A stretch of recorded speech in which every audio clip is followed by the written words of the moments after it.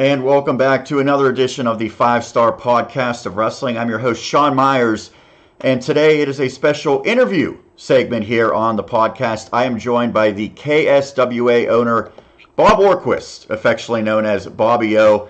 Bob, thank you for taking the time. I know it is a very busy week for you because the biggest show of the KSWA calendar is upcoming, but how's everything been going with you?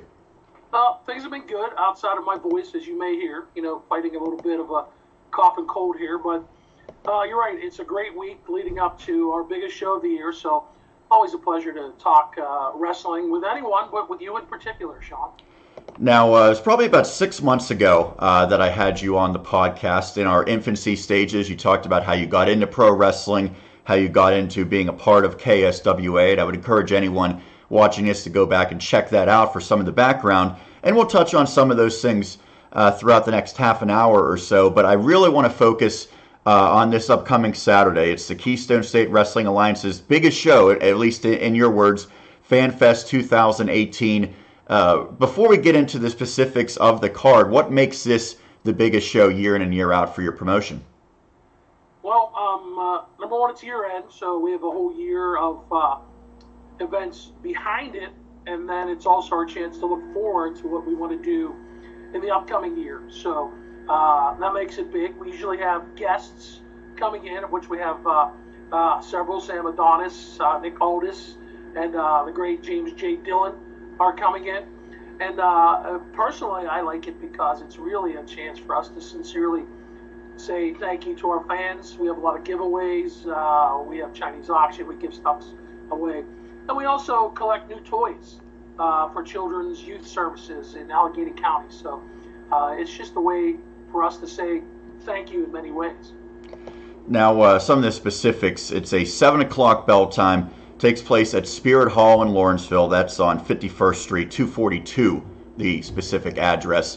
I know that you've had a lot of shows this year. It's been a record-setting year in that regard, with shows all over the place, not just Lawrenceville. I know that's your home base, but it seems like in particular in recent months, KSWA has made its way around Western Pennsylvania, going to maybe some new venues as well. Speak about that. That's what makes it great. People have reached out to us, and they've been interested in events, and we meet with them and see if the venue, if they have a suitable venue where we can travel. We don't have any issues traveling out there, so it's great for us to take our product and branch it out. We consider ourselves Pittsburgh's independent and only wrestling organization, if you want to go that far, but we don't have any issues branching out in Western Pennsylvania. We've done 24 shows this year, which is our busiest schedule ever.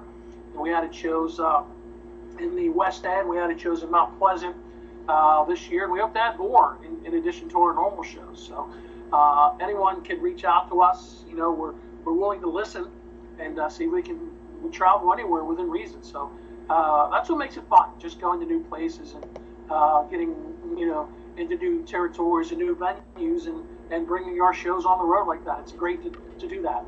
I am wearing currently my Hot Shots t-shirt. That's the venue that your promotion had in Mount Pleasant for the show you just alluded to.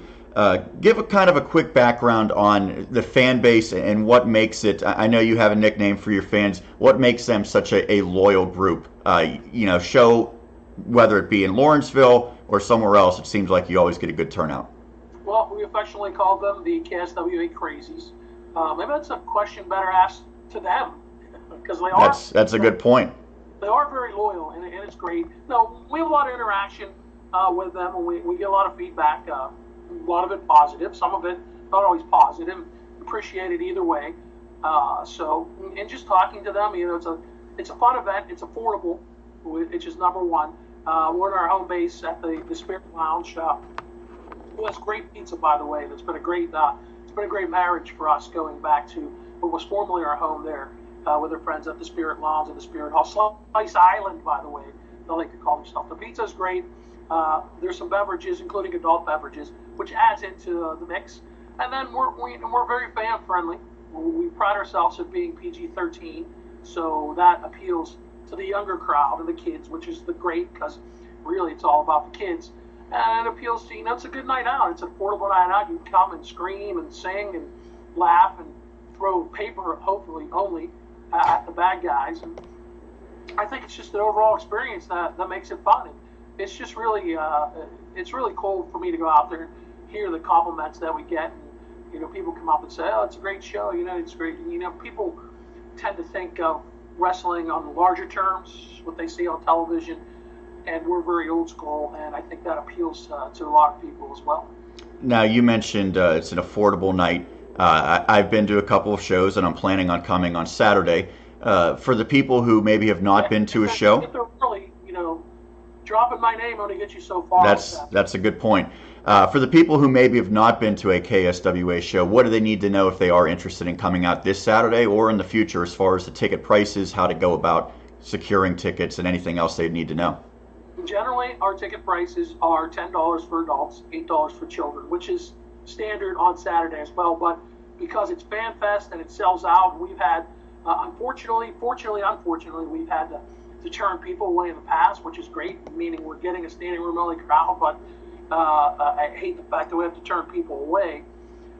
So we just advise to get there early. There's a $20 ringside offer for ringside tickets, and that's available at Fan Fest only. So generally during the year, it's usually 10 and 8. It varies sometimes. Some of the other venues we go to for fundraisers, the ticket prices may be a little more, maybe even a little less. But our general prices are 10 and 8.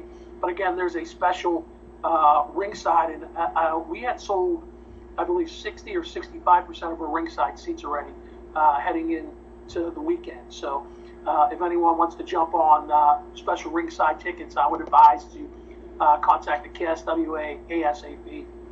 And they can find that information on the website? KSWA.net is where to go to find that, and that branches out because we're on social media as well on Facebook. You can look us up, KSWA Wrestling on Facebook. All that information is there as well. And I have the Twitter handle already showing on the little tagline that I have with you, so they could check that out.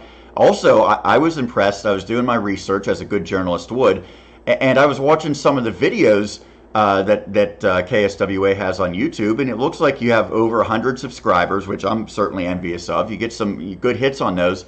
I saw earlier this week you had a little bit of a heated conflict with one of your performers there in your office. So that's, if you want some extra content, YouTube is the source to see Bobby O getting fired up and really giving it to some of the performers, huh? Yeah, thanks for pointing that out, Sean. It was with the Gavel, David Wallace, who was our current KSWA heavyweight champion. But these guys like to push my buttons. I like to push everyone's buttons.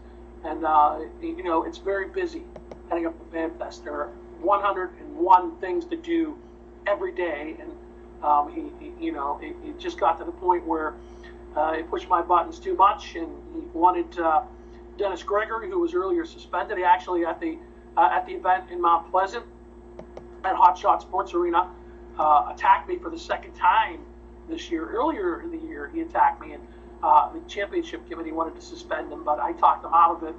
But he did it the second time, and so he was suspended indefinitely.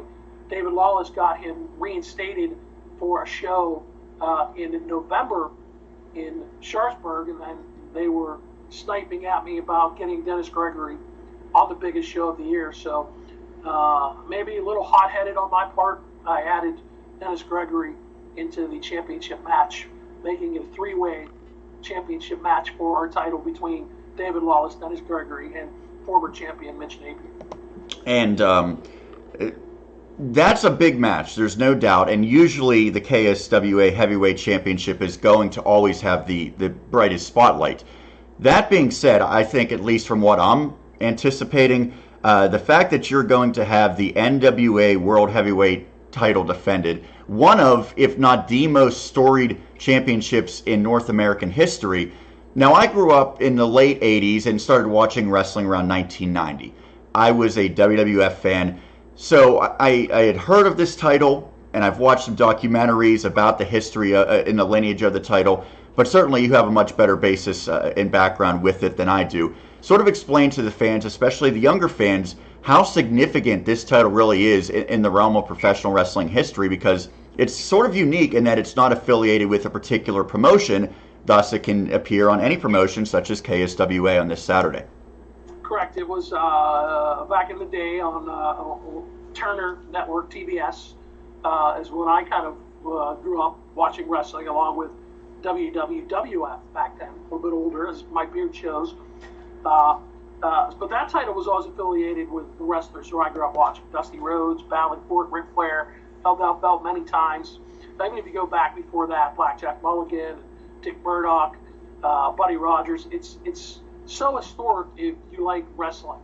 And if you're new to the game, and really there are a lot of people I get that are just WWE fans, but their library has a lot of great videos and stories to go back and find out about the history. So this title's been around since the 50s, and it's been defended a lot, actually, in Pittsburgh in general, but overall, and before the territories broke down into the fact that the WWE gained really control over the entire industry, this was the belt before, I would imagine, before Bruno Sammartino came along and got the WWF belt, and then before Hulk Hogan came along and revolutionized wrestling as a whole. So just the history of it has been great, and just the names of the wrestlers who have held it is great. It sort of went away for a while. It's been defended constantly, but it didn't come back into the forefront until Billy Corgan actually got a hold of it. And then Nick Aldis won the championship, who again is appearing at our show, and began defending it, in this challenge, this open challenge, in and around the country. So he has brought it back into prominence. His title reign was interrupted shortly and briefly by Cody Rhodes, which was significant because Cody, I guess I should call him, is the son of Dusty Rhodes, who was instrumental in that NWA championship. So first father-son duo to ever hold that title. Correct. And see, that's part of the history of this belt. So that adds into it. And the fact that Nick Aldis has done a great job traveling around the country. I believe just this past weekend he was in North Carolina defending it, and he'll be in here Saturday defending against Sean Blanchard. That said, very interested in seeing how this match goes, and this is going to go on record, so it's video proof, and I'm not going to be able to deny it, but maybe for the only time, maybe the first time and the only time ever, Sean, you're going to hear me say this, but deep down inside, I'm going to be rooting for Sean Blanchard in this match. Now, you mentioned the title defense and ultimately dropping the title to Cody, and then Nick Aldis won it back a little bit later. That match, I think you could say, was under probably one of the biggest spotlights in all of 2018 at the All In extravaganza. That was notable because it was truly an independent wrestling event that was on pay-per-view that I would assume probably a million or so people watched. I didn't see the final numbers, but it was significant, and it was sort of the brainchild of Cody and the Young Bucks, so on and so forth. To me, that's when this title came back into national prominence, because as you mentioned, due to some various circumstances, it sort of went away from the spotlight in the mid-1990s. It's now back, and it has real significance again. So this seems like a great time for the title to come to KSWA. And correct me if I'm wrong, it's the first time it's being defended at a KSWA show ever, correct? That is correct. The first time it has come to our organization. Let me just say that they did a great job, Cody and the Young Bucks and everyone involved, with really a super indie show, with that All In. They did a great job getting that just a groundswell in a hurry and selling out and getting pay-per-view, and it was a great show. And I think you're right. It did give a more national prominence to the NWA title, where people maybe regionally, where Nick Aldis was defending it, and coincidentally he had defended it earlier in the year against Sam Adonis, who was also appearing on our show Saturday. He had a successful defense over there. But I think because of who Cody is and how mainstream he was, either as Cody Rhodes or Stardust or as Cody now in Ring of Honor and New Japan, their prominence kind of brought that title into prominence, and the fact that if they were able to defend it at that great event, and then even sneak in a return title defense for Cody, which Nick Aldis won it back, I think you're right on as far as how that added great prominence to the NWA title. So Nick Aldis appearing and will be defending his title against Sean Blanchard, who's certainly prolific with his KSWA career. And with J.J. Dillon in his corner, so right. Who knows what that duo is cooking up. And J.J. Dillon is a long-time wrestling name who I'm sure throughout his storied career had many tie-ins with this NWA Championship, right? So it's sort of coming full circle for him. Yeah, he's been very familiar with it, whether managing Ric Flair or several of the other performers battling for that title. He's in our Hall of Fame, the KSWA Hall of Fame. He has local roots and local wrestling ties with studio wrestling and things like that. He's a WWE Hall of Famer as well. Of course, renowned as the manager, the great manager of the greatest faction ever in wrestling, the Four Horsemen. I heard that the Shield was the greatest faction ever. There was a WWE article that said that, so you're way off base with that. They would tell you that. I'm going to separate that on age. So since I'm north of 50, I'm going to lean to the Four Horsemen. I'll let the younger people come and debate that if they'd like to. So, but I think that's an interesting tie-in as well because James J. Dillon, J.J. Dillon is known to do whatever it takes to win. Sean Blanchard the same way. He stops at nothing. He cuts corners, much to my dismay, sometimes, and takes shortcuts. But his talent is unquestioned, and his resume is unquestioned. That's why the KSWA Championship Committee, Sean, thought that Mr. Blanchard was, deserving of this title shot against Nick Aldis. Now, you briefly alluded to Sam Adonis. He will be challenging for a title. It's the Golden Triangle title against Anthony Alexander. Sam Adonis, I believe this is his second appearance with your promotion? You're correct. He appeared in July at our Brawl Under the Bridge 4, which was our most attended show in history. We had over 800 people at our show in July. Now, Sam Adonis is well known for two things, I would say. Obviously, outside of just being a very talented in-ring performer, he's known, one, as being the younger brother of WWE commentator Corey Graves, which, by the way, they grew up right here in Pittsburgh. I believe Monroeville, if I'm correct, which is where I'm living right now. While Corey went to NXT and then ultimately became a commentator due to injury, Sam Adonis, I believe, maybe had a short stint in developmental, but he more so made his name all across the world, I believe overseas, and then in particular recently in Mexico. Correct. He has had great success. I believe CMLL is the promotion down there in Mexico, and he's been over in New Japan as well. So he has kind of done good things there. And again, he came to our show in July. It was first of all, it was great to meet him, knowing his history, knowing that he's local, and I believe living in Munhall now. So it was great. He had about 24 family members come to our show that night, and hopefully they're coming again. But and his style, it was very good too. So he's very entertaining, and I think a very worthwhile challenger to Anthony Alexander, AA, for our Golden Triangle Championship. Now, I said he's well known for two reasons. One, for being the sibling of Corey Graves. His character down in Mexico was one that, I mean, it literally drew attention of the mainstream media here in America. He was portraying, of course, it is professional wrestling, so sometimes you kind of turn things up for your character a little bit. He was portraying basically a Donald Trump-like American with a flag, as I'm showing the picture right now. He's got Trump on the American flag. He was sort of an over-the-top, ethnocentric American. And I know that got him a lot of heat down in Mexico. He got a great reaction, which if you're a professional wrestler, that's what you're looking for. Correct. Are we going to see that same Sam Adonis in KSWA, or does it kind of mold into a little bit different of a character in front of the fans here in Pittsburgh? Well, first of all, well said by you. I'll probably never be able to use the word ethnocentric correctly, like you did right there. I cannot confirm nor deny that Sam Adonis will use that character on Saturday. So you can just read between the lines in that statement.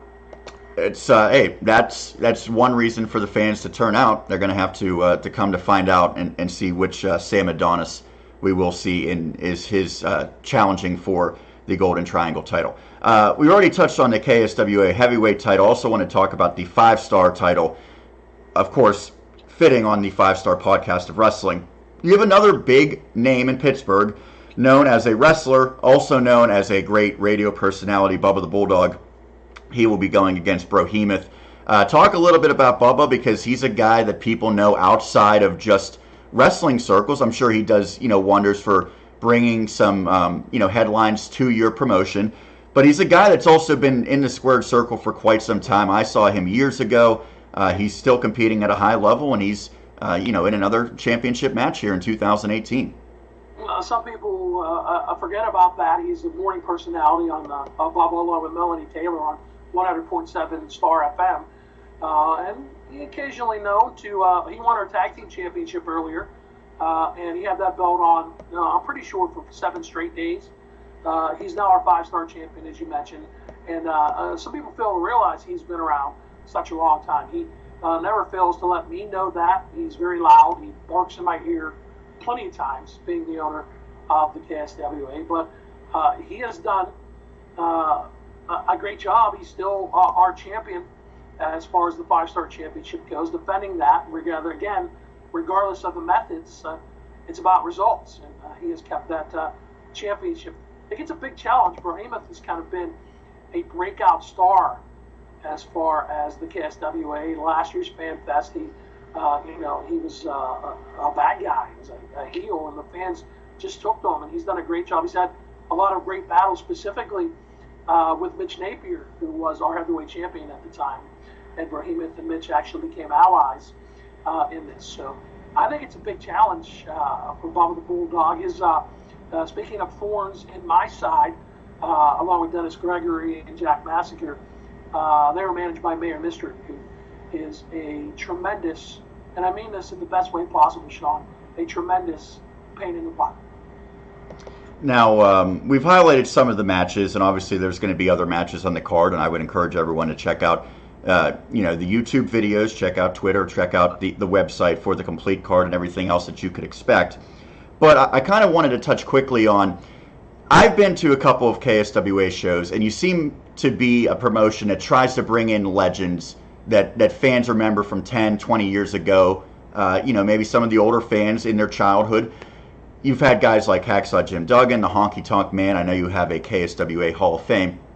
This show, however, in addition to having that Hall of Famer in J.J. Dillon, you have some real current in their prime stars. Guys like Nick Aldis, who I believe is right around 30 years old, Sam Adonis in that same range. Is this something that maybe is a little bit of a shift where you're trying to get some bigger names that are in the prime of their career, or is it sort of just a balancing act where you're going to still mix in those legends throughout the year, and this just happens to be the right timing for guys like this to come on board? Well, that's a great point that you make, and I think it's a little bit of both. We were so busy this year. A lot of times we like to have Fan Fest settled in at least almost in its entirety by the middle of the year. And we were so busy this year that we got a late start in getting some guests in. But I'd like it to be that balance with some, newer stars and stars who are more active, plus the legends. We pride ourselves on, always honoring those legends. We were definitely old school, and we love paying homage to those who came before us. But I think it was unique in the fact that first of all with Sam, his travel schedule has slowed down a little bit, so he's been able to be in the States and be local more often. So it was kind of a no-brainer to see if he was available to get on the show. And then with Nick Aldis in the recent prominence, we thought that was a great idea as well, because as you said, that encapsulates both.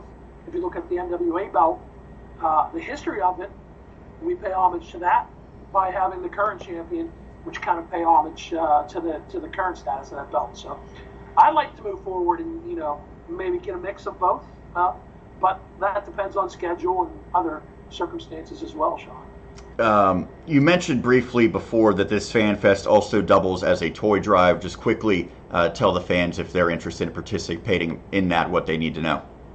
Yeah, please bring a new wrapped toy. It doesn't matter the size. You can re-gift as long as it's wrapped. We don't turn those down. And, we gather bins, 6, 7, 8 bins of toys usually that we donate to Allegheny County Children's Youth Services for needy children. So, and it's the right time of year to give, right? I mean, we're getting to December. You can. It's never a wrong time to give, but more specifically, Sean, in the holidays, it's just a good feeling. And I love coming back after the show when everything is said and done after a FanFest show and looking back and say, wow, there's 8 bins worth of toys. Of course, that makes work for us, getting those toys to CYS, but it's great. It's great that our fans do that as well. Have about 5 minutes left. Just wanted to touch on some I guess, wrestling industry talk. When we talked before, I asked maybe what you would change about WWE, what some things you would like to maybe see done differently. I won't ask that same question, but I kind of want to get your take first on WWE over the past 6 or so months since we last talked. What have you seen, maybe positive or negative?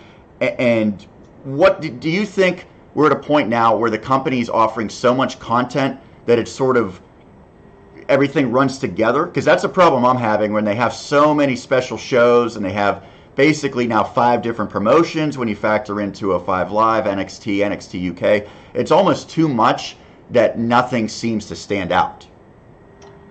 I think it's a great point, and I agree with you. I think it's saturating. It certainly is, and I get it. Business-wise, I get it, and it's nice to showcase talents, as you mentioned, the UK and NXT, which is great in its own right, and 205 Live, which has been switched around in addition to its 2 main shows, Raw and SmackDown. I'll be interested to see when SmackDown switches networks, if they go in a different direction, if they try to no longer separate the brands.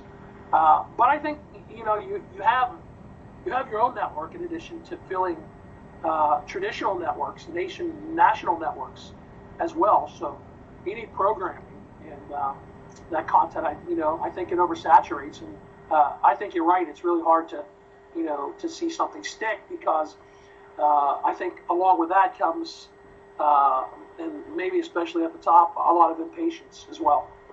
Can you believe in 2018 that Shawn Michaels came out of retirement after, I think 7 years on the sidelines, and probably the majority of WWE fans didn't even watch it? I mean, that's kind of the epitome of what I'm talking about with there's just too much going on, and it's your attention's diverted so many different places that you miss some great stuff sometimes. I would agree with that, and it was great that I think he came back. He tried not to, but I get the match and why they had it and where they had it, but maybe where they had it and when it aired was different. I know you can always go back and watch it on the replay, but I think that had something to do with it as well. And part of me thinks that maybe fans, maybe some of the newer fans are just looking for some newer talent to get behind it, to push, instead of always bringing back these legends and having them deservedly get the spotlight. But, maybe they want to see some of this younger talent step up and be the guys or the guy or the man in Becky Lynch's case in these situations. You referenced Becky Lynch. Evolution was a big occurrence in the wrestling industry. Not to say that WWE was the first to do it. It's about time. Right. So they did it. Right. So they go all women's pay-per-view, and my co-host Justin Lowry and I had a lot of debate about how poor the promotion was for the show. That being said, I thought the show itself delivered. When you see something like that, obviously you're involved with a wrestling promotion, you know what goes into that. How significant was that in the world of professional wrestling to have a women's only show, and for all, most people's opinions to really hit a home run with that show? I think very significant in the fact that it was the WWE doing it. I know they have had the Mae Young tournament in the past. I know that Ring of Honor focuses on the Women of Honor sometimes. And even locally, there are shows that just feature women only. But very significant because it was the WWE.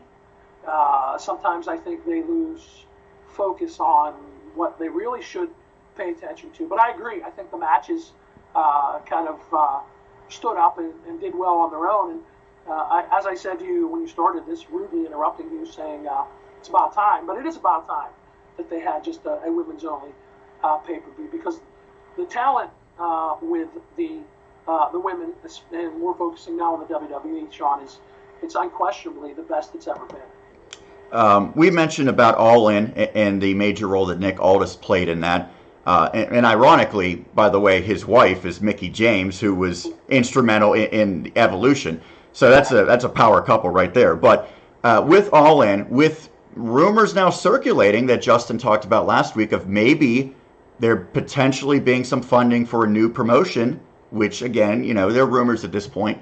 What do you see as the future in terms of independent wrestling and the role it will play in maybe making WWE better and making the industry as a whole better? I think the second question is easier to answer, and I think the more talent you have and the more, not that it has to go back to the old days where every town was seemingly its own promotion and then it became territorial. I think that makes the product and wrestling better on its own as a whole because there's so much talent out there. And it doesn't all have to be high-end as far as making it to the top level, which is the WWE. But I think, it's more intimate. Our wrestling promotion, the KSWA, is certainly more intimate with the fans and fan-friendly as far as that goes. So there's more fan interaction. And I think we pride ourselves on being more storyline-oriented. Then you've gotten Super Indies, which I don't know, Ring of Honor has graduated from that yet or not, but it's done a great job. I don't know if you still consider NXT as far as that, but it's been a great feeder program. The first part of the question, which I think is good and bad, is the bad thing is that the WWE will poach on all that talent. But the good thing is those wrestlers deserve the opportunity to make top dollar, and that's going to happen when you get to the WWE. So it may water down the product, and they may get to the WWE and not be as big or as over as they were, but they certainly deserve a shot at making the limelight and making that money. Before we put a bow on this one, I want to give you one more opportunity to let the fans know if they're interested in coming to this show or to future shows or just finding out more about your product, the different avenues that they have to get that information.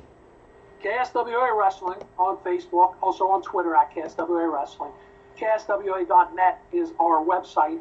You can reach our YouTube page and all our other outlets from that. There's phone numbers and contact information there. So always reach out to us as far as our show. Our schedule is always out there. We update constantly with articles, and you mentioned our YouTube videos, so you can branch out to those from there. Specifically, this Saturday, September the 1st, 7 o'clock bell time. The doors open at 5 o'clock. That's a special time because our FanFest crowd is usually big, so we encourage you to get there early. We also encourage you to... Excuse me, I'm getting choked up. Almost made it the whole way through. I know, I'm choked up now. To get there early, let me grab a drink of water here. Because it's usually so well attended, to get there early, if you haven't bought your tickets already, 5 o'clock, doors open, 7 o'clock bell time on Saturday. That, once again, is the Keystone State Wrestling Alliance's FanFest 2018. Bob Orkwis, thank you so much for taking the time. I appreciate it. Hopefully you'll survive this and make it to the show on Saturday, but very much looking forward to it. I got to get there, Sean. I appreciate, as always, talking wrestling with you, and I appreciate the specific opportunity to come on and talk KSWA wrestling with you as well. So thanks, and early happy holidays to you, my friend. All right, I will see you on Saturday. That's Bob Orkwis, KSWA owner. Feel free to check out our Twitter handle. It's 5-Star Pod Wrestling. You could watch it right there, as well as subscribe to our YouTube channel or KSWA's YouTube channel for a lot of good content. We'll be back later this week with another edition of the 5-Star Podcast of Wrestling. We'll see you then.